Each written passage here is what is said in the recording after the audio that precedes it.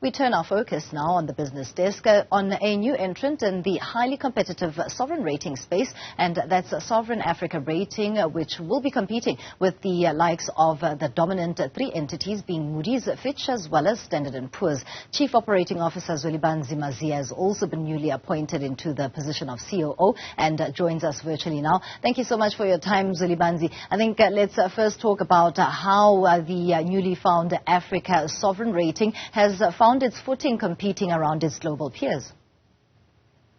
Thank you for having me.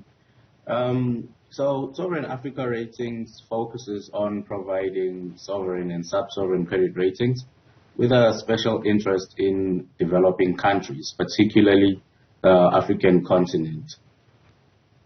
It becomes important to have this sovereign rating agency, particularly at a time where we are drawing closer to the implementation of the Africa Free Trade Agreements, which is likely to bring even far more trade. And it becomes important what sentiment is when it comes to global rating agencies. But with this particular discussion, let's look at how then a rating agency that oversees Africa is likely to boost and not take away from the efforts that are made when it comes to transformation as well as economic progress.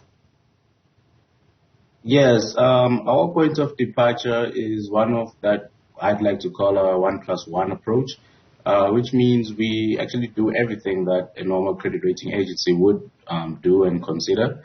However, we, in the +1, we like to factor in the structural nature of developing markets in our process. And this is to ensure fair, unbiased, and high quality and independent credit ratings.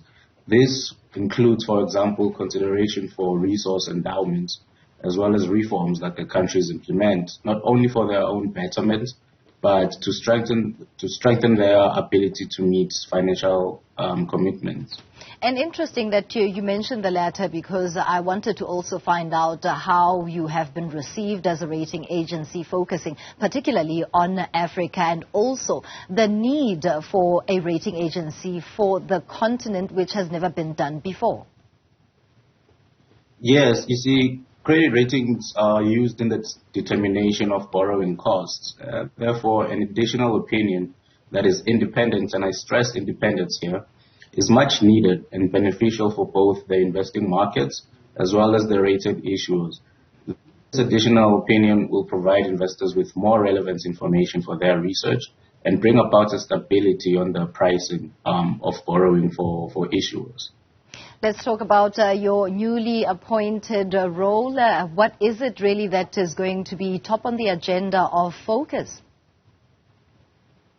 Well, as the Chief Operating Officer, my responsibilities include ensuring that the functioning of the agency is proper, as well as to actually approach the potential clients that we tend to have. And it's not only focused on Africa.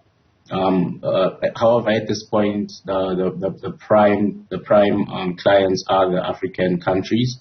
However, in terms of Newzroom Afrika Ratings, we'd like to actually provide a service to emerging markets as a whole.